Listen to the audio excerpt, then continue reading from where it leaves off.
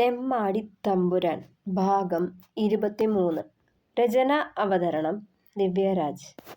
എവിടേക്കാ ഈ നേരത്ത്? സന്ധ്യയ്ക്ക് കുളി കഴിഞ്ഞ് ഒരു ഷർട്ടും എടുത്തിട്ട് കൊണ്ട് താഴേക്ക് നടന്നിറങ്ങുന്നവനെ പിന്നിൽ നിന്ന് വിളിച്ചു അമ്പിളി. ഞാനൊന്ന് കവല വരെ പോവാടി. അവൻ്റെ പരുങ്ങല് കണ്ടപ്പോഴേ കൂട്ടുകാരെ തേടി ഇറങ്ങിയതാണെന്ന് ഊഹിച്ചു അമ്പിളി. നുണ പറയാൻ ബുദ്ധിമുട്ടുന്നുണ്ടല്ലോ എൻ്റെ തമ്പുരാൻ. ഇന്നിപ്പോ ഏത് കോലത്തിലാണാവോ തിരിച്ചു വരാൻ പോണത്? അവളുടെ ചോദ്യത്തിൽ ചമ്മിയൊന്ന് മുഖം കുനിച്ചു നിന്നു രുധിൻ. ഞാൻ കുടിക്കില്ലാടി. വെറുതെ ഒന്ന് ചുറ്റിയിട്ട് ഇങ്ങി പോന്നേക്കാം. നിക്ക് വിശ്വാസ. പക്ഷേ എൻ്റെ തമ്പുരാൻ വാക്ക് തെറ്റിക്കരുത്. വാക്ക് തെറ്റിച്ചാൽ എൻ്റെ മുന്നിൽ താണു പോകൂട്ടോ. ഇത്തിരി കടുപ്പത്തിൽ തന്നെ പറഞ്ഞവൾ. ഞാൻ കുടിക്കില്ല അമ്പിളി. നിന്നാണേ സത്യം. അവളുടെ തലയിൽ കൈവച്ച് സത്യം ചെയ്തതും മെല്ലെയൊന്ന് പുഞ്ചിരിച്ചവൾ. അധികം വൈകാണ്ടിങ്ങി പോന്നേക്കണം. ഞാനിവിടെ കാത്തിരിപ്പുണ്ടെന്ന ചിന്ത വേണം കേട്ടോ. തലയാട്ടിക്കൊണ്ട് തിടുക്കത്തിൽ മുന്നോട്ട് നടന്നവൻ. എൻ്റെ കുട്ടിയെ, എന്തിനാ നീ അവനെ പോവാൻ അനുവദിച്ചേ? കൂട്ടാരെ കാണുമ്പോൾ ചെക്കൻ കാവാത്ത് മറക്കും. നിനക്ക് തന്ന വാക്ക് തെറ്റിക്കും. കുടിച്ച് വെളിവ് കെട്ട് 4 കാലിൽ കയറി വരെയും ചെയ്യും. രുധിൻ്റെ മുത്തശ്ശി ജാനകി തമ്പുരാട്ടിയുടെ പറച്ചിൽ കേട്ടതും ഉള്ളിലൊരാധി ഉടലെടുത്തു അമ്പിളിയുടെ. ഏയ് രുധിയേട്ടൻ എൻ്റെ തലയിൽ തൊട്ട് സത്യം ചെയ്തതാ മുത്തശ്ശി, കുടിക്കില്ലാന്ന്. എനിക്ക് ഉറപ്പാ. ചെറിയൊരു പകപ്പോടെ പറഞ്ഞതും ഈ കുടിയന്മാരുടെ വാക്കൊക്കെ ആരാ ഇപ്പോൾ വിശ്വസിക്കാൻ പോണത്? ഇവനൊന്നും ഒരിക്കലും മാറില്ലേ? ഇല്ലെങ്കിൽ കുട്ടി നോക്കിക്കോ, കുടിച്ചിട്ടേ ഓൻ കയറി വരൂ. അവസാന വാക്കെന്ന പോലെ പറഞ്ഞുകൊണ്ട് അവർ അകത്തേക്ക് കയറുമ്പോൾ നെഞ്ചു പിടഞ്ഞു അമ്പിളിയുടെ.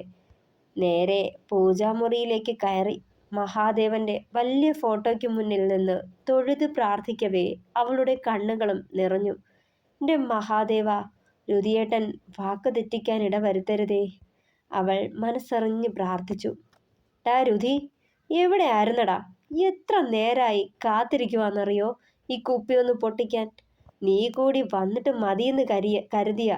രാമു അത് പറഞ്ഞു നിർത്തുമ്പോൾ അവൻ്റെ കണ്ണുകൾ തേടിയത് അച്ചുവിനെയാണ്.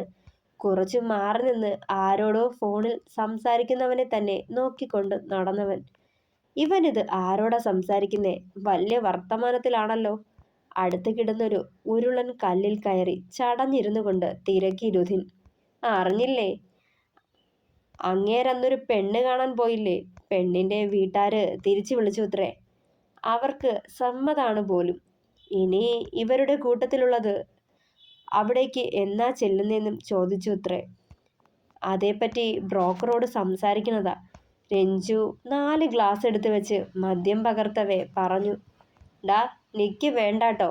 4ാമത്തെ ഗ്ലാസ്സിലേക്ക് ഒഴിക്കാൻ തുടങ്ങിയതും അവൻ്റെ കയ്യിൽ കയറി പിടിച്ചു രുധിൻ. എന്തു പറ്റി? രാമു കുറച്ച് കടുപ്പത്തിൽ തിരക്കിയതും. കുടിച്ചുകൊണ്ട് കയറി ചെല്ലിയാന്ന് ഓൾക്ക് വാക്ക് കൊടുത്തിട്ടാടാ വന്നേ. ഇനി എങ്ങാൻ വാക്ക് തെറ്റിച്ചാൽ മോശവാ. ഓളുടെ മുന്നിൽ തലയുയർത്തി നിൽക്കാൻ പറ്റില്ലേ? ചമ്മലോടെ രുധി പറഞ്ഞതും. അതേതായാലും നന്നായി. നിങ്ങളുടെ ഒടുക്കത്തെ കുടി ഇതോടെ നിന്ന് കിട്ടുമല്ലോ. 2-4 ദിവസം എന്തായിരുന്നു മൂക്കിന്ന് പിഴിഞ്ഞെടുക്കാൻ കണക്കിനല്ലേ അടിച്ചു കയറ്റിയത്? രഞ്ജു ആക്കിയ പോലെ പറഞ്ഞു. അയ്യേ, നീ അവളുടെ വാക്ക് കേട്ട് താളത്തിന് തുള്ളാൻ പോവണോ? മോശം. അവളുടെ മുന്നിൽ അടിയറവ് പറഞ്ഞെന്ന് സാരം. പുച്ഛത്തോടെ ചുണ്ടുകൂട്ടി രാമു. ടാ അതല്ലടാ, ഇനി ഞാൻ കുടിച്ചു കയറി പോവാണേല് ഓള് കരയണത് കൂടി കാണേണ്ടി വരും. അതിന് വയ്യാഞ്ഞിട്ടാ.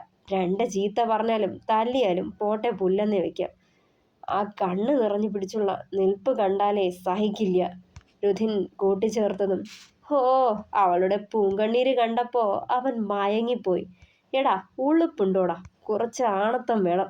അവൾക്ക് മുന്നേ ചെന്ന് നിന്ന് അടിയറവ് പറഞ്ഞിട്ട് വന്നിരുന്ന് പറയണത് കേട്ടില്ലേ? രാമു കളിയാക്കിയതും. നീ എന്ത് വേണോ പറഞ്ഞോ, ഞാൻ കേട്ടോണ്ടിരുന്നോളാം. എന്നാലും കുളിച്ച് വെളിവില്ലാണ്ട് അവളുടെ മുന്നിൽ പോവാൻ വയ്യ, കൈകൂപ്പി തൊഴുതുകൊണ്ട് പറഞ്ഞതും. അതിന് കുടിച്ച് വെളിവില്ലാണ്ട് പോണം എന്നാരാ പറഞ്ഞേ? 2 എണ്ണം അടിച്ചെന്ന് വെച്ച് ഇപ്പൊ എന്താ? അവൾ അറിയാനൊന്നും പോകുന്നില്ല. ദേ നല്ല 1-ാം തരം ഇളനീര് വാറ്റിയെടുത്തതാ. ഒരിത്തിരി നോക്ക്, നല്ല പവറാ. ഏയ് വേണ്ടടാ, ഇന്നിപ്പോ വേണ്ട. രുധിൻ ഒഴിയാൻ തുടങ്ങി. ആ, നീയൊന്നും മിണ്ടാതിരിക്കന്നെ രാമു. അവന് വേണ്ടെങ്കിൽ പിന്നെന്തിനാ നിർബന്ധിക്കുന്നേ? രഞ്ജു ഒരു ഗ്ലാസ് എടുത്ത് അവന് നേരെ നീട്ടി. വേണ്ട, നീ കുടിക്കണ്ട. ഞങ്ങൾ കുടിക്കണത് കണ്ടിരുന്ന് കൊതി ഇറക്കരുത് പ്ലീസ്, കൈകൂപ്പി പറഞ്ഞവൻ. ഒന്ന് പോടാ. തൊട്ടുകൂട്ടാൻ കൊണ്ടുവന്ന് വെച്ച ബീഫ് ഫ്രൈ ഒന്ന് കയ്യിലെടുത്ത് നാവിലേക്ക് വയ്ക്കാൻ തുടങ്ങുമ്പോഴാണ് അമ്പിളിക്ക് വ്രതമാണെന്ന കാര്യം ഓർത്തത്. കഴിക്കാൻ തോന്നിയില്ല അവന്. തിരികെ അത് വാഴയിലേക്ക് വെച്ചിട്ട് കൈ കഴുകി. ഡാ രുധി, നീ എന്തിനാടാ വന്നേ? ഇനിയെങ്കിലും നന്നായി കൂടെടാ നിനക്ക്. ഫോൺ വിളിച്ചു കഴിഞ്ഞ് വന്ന അച്ചു അവൻ്റെ തോളിൽ തട്ടി. ഏയ് വെറുതെ നിങ്ങളെ കണ്ടിട്ട് പോവാന്ന് കരുതി. എടാ, ഷോപ്പിൽ ചരക്കെടുക്കാറായിട്ടുണ്ട്. അടുത്തയാഴ്ച തന്നെ പോണം. കളക്ഷൻസൊക്കെ ഏതാണ്ട് കഴിഞ്ഞിരിക്കുക. അച്ചു ഓർമ്മിപ്പിച്ചതും അടുത്ത ആഴ്ച ആക്കണ്ടടാ, നാളെ തന്നെ പോയി കളയാം. ഒന്ന് മൂരി നിവർത്തിക്കൊണ്ട് പറയുമ്പോൾ അവനെ അമ്പരപ്പൊടി നോക്കി അച്ചു. ആരിത്? നാരായണീയത്തിലെ തമ്പുരാൻ തന്നെയാണോ ഈ പറയണത്? കളിയാക്കിയതും ഒന്ന് പോടാ, ചമ്മലോടെ മുഖം തിരിച്ചവൻ. ദേ രുധി, ഒക്കെ നേരാവണ്ണം നോക്കി നടത്തിയില്ലേ കൈവിട്ട് പോവേയുള്ളൂ, പറഞ്ഞേക്കാം. ഇപ്പോൾ തന്നെ വലിയ പാടാ മുന്നോട്ട് പോവാൻ.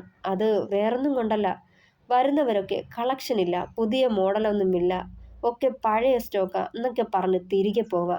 അമ്പിളിയും ഈ ഫീൽഡിലുള്ളതല്ലേടാ, അവളെ ഏൽപ്പിച്ചാൽ നല്ലതായിരിക്കും. അവളാവുമ്പോൾ ഫാഷൻ ഡിസൈനറല്ലേ, ഇപ്പോഴത്തെ ട്രെൻഡൊക്കെ നന്നായി അറിയാമായിരിക്കും. അതുമല്ല, ഷോപ്പിനടുത്തുള്ള ഒഴിഞ്ഞു കിടക്കുന്ന ഗോഡൗൺ അവൾക്ക് കൊടുക്കുവാണേൽ കുറച്ച് തയ്യൽ പണിയും തരപ്പെട്ട് കിട്ടും. അച്ചു ആവേശത്തോടെ പറഞ്ഞതും നോക്കാം, ഞാൻ അവളോടൊന്ന് പറഞ്ഞു നോക്കട്ടെ, ചെറുചിരിയോടെ പറഞ്ഞു രുധിൻ. രുധിൻ്റെ ബുള്ളറ്റിൻ്റെ ശബ്ദം താഴെ കേട്ടതും റൂമിൽ നിന്ന് പുറത്തേക്കിറങ്ങി താഴേക്ക് പാഞ്ഞു ചെന്നു അമ്പിളി. ഉറങ്ങിയില്ലേ ദേവിയെ? സമയം 11 കഴിഞ്ഞുല്ലോ. അകത്തേക്ക് കയറവേ ചുറ്റുമൊന്ന് പരതിക്കൊണ്ട് ചോദിച്ചവൻ. എങ്ങനാ ഉറങ്ങാ? ഈ ഒരാൾ പോയിട്ട് തിരിച്ചു വരണത് വരെ എനിക്ക് സമാധാനം ഇല്ലായിരുന്നേ, പറഞ്ഞുകൊണ്ട് അവൻ്റെ അടുത്തേക്ക് ചെന്നു. കുടിച്ചോ ഇന്ന്?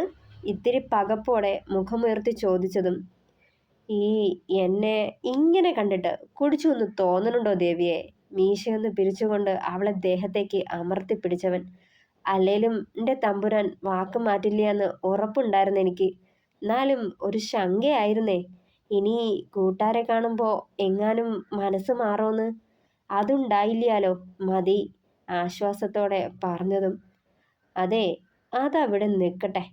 കുടിക്കാണ്ട് വന്നിട്ട് നിക്കെന്താ പ്രയോജനം? കള്ളച്ചിരിയോടെ അവളുടെ കഴുത്തിലൂടെ വിരലോടിച്ചവൻ.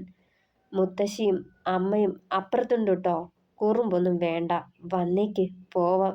അവൻ്റെ കൈ തട്ടി മാറ്റിക്കൊണ്ട് അകലാൻ ശ്രമിച്ചതും ഓരൊക്കെ കണ്ട നിക്കെന്താ, എൻ്റെ പെണ്ണ്, എൻ്റെ ഭാര്യ, എന്ത് വേണോ ആവാം, പറയുന്നതിനൊപ്പം കുനിഞ്ഞവളുടെ ശംഖ് പോലുള്ള കണ്ടത്തിൽ ചുണ്ടമർത്തിയവൻ.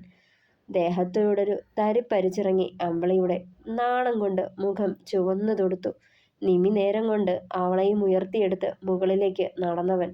എൻ്റെ ദേവി, ഇനിയും 2 ആഴ്ച ഞാൻ എങ്ങനാ പിടിച്ചു നിൽക്കണേ?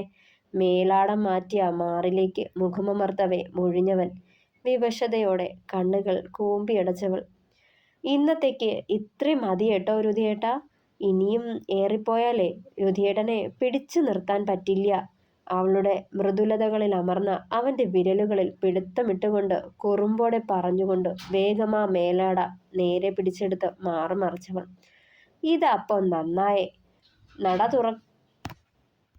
നട തുറക്കണമെന്നോ ദേവിയോട് പ്രസാദിക്കണമെന്നോ അടിയൻ ആവശ്യപ്പെട്ടില്ലാലോ. ഈ ദർശന സുഖവും ഇല്ലാണ്ടായാൽ കഷ്ടാ. സാരിക്കിടയിലൂടെ തെളിഞ്ഞു കണ്ട ആലില വയറിലൊന്ന് തഴുകിയവൻ. വ്രതത്തിൻ്റെ കാര്യം മറക്കണ്ട രുധിയേട്ടാ, മനസ്സും ശരീരവും ഒരുപോലെ ശുദ്ധമാക്കി വെക്കേണ്ടതാ. പൊക്കിൽ ചുഴിയിലമർന്ന അവൻ്റെ ചെറുവിരലിനെ ശാസനയോടെ തടഞ്ഞവൾ. ഓഹ്, ദൈവങ്ങൾ പോലും ഇമാതിരിയുള്ള സാഹചര്യങ്ങളിൽ പിടിച്ചു നിൽക്കില്ല. അപ്പോഴാ കേവലം മനുഷ്യര് കൂർപ്പിച്ചൊരു നോട്ടം കൊടുത്ത് ചെയ്യുന്നത് തന്നെ തുടർന്നവൻ. അവൻ്റെ പറച്ചിൽ കേട്ട് നെറ്റി ചുളിച്ചു നോക്കിയവൾ. സാക്ഷാൽ അയ്യപ്പസ്വാമി ജന്മം കൊണ്ടത് എങ്ങനെയാണെന്ന് അറിയോ നിനക്ക്? കുറുമ്പോടെ അവളെ നോക്കിയതും അറിയാം. പറഞ്ഞ് അതിന് മറ്റൊരു വ്യാഖ്യാനം കൊടുക്കണ്ട. കിടന്നുറങ്ങാൻ നോക്കരുതിയേട്ടാ. ചിരി കടിച്ചമർത്തി പെണ്ണത് പറഞ്ഞതും ആലിൻകായ പഴുക്കുമ്പോൾ അല്ലേലും കാക്കയ്ക്ക് വായിൽ പുണ്ണ് തന്നെ. പറഞ്ഞിട്ടപ്പോ എന്താ? നിക്ക് ഇതൊന്നും വിധിച്ചിട്ടില്ലേ?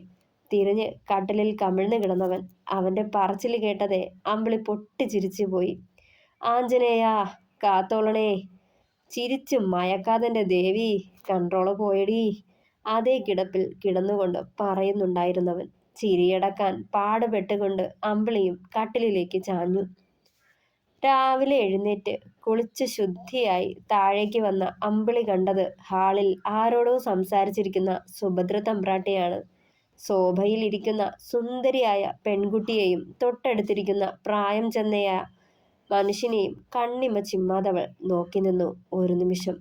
തുടരും. പ്രിയപ്പെട്ടവരെ, അഭിപ്രായങ്ങൾ കൂടി പറയണേ. കഥ ഇഷ്ടമായാൽ ലൈക്ക് ചെയ്യുക, ഷെയർ ചെയ്യുക, സപ്പോർട്ട് ചെയ്യുക. താങ്ക്